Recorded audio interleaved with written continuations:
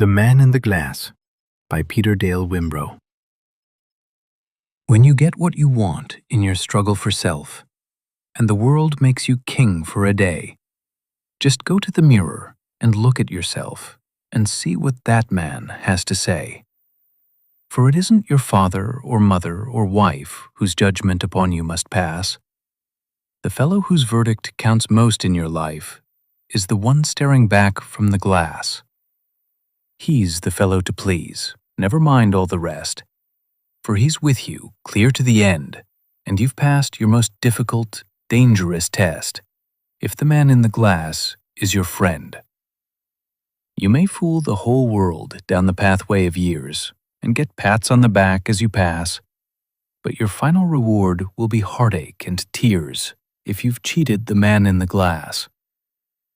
The message of this poem is simple, but it cuts deep. It reminds us that no amount of success, praise, or recognition from the world will matter if we cannot face ourselves honestly. We spend so much of our lives trying to impress other people, chasing approval, chasing validation, chasing titles. But at the end of the day, none of that follows us into the quiet moments when we are alone with our thoughts. The man in the glass represents our conscience, our truth, the part of us that cannot be fooled. You can lie to others, you can even lie to yourself for a while, but eventually you have to stand in front of that mirror and face who you really are.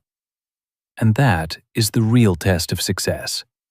Not what the world thinks of you, but whether you respect the person you have become. Because if you can meet your own eyes without regret, without shame, and without pretending, then you have already won in a way that the world can never take away.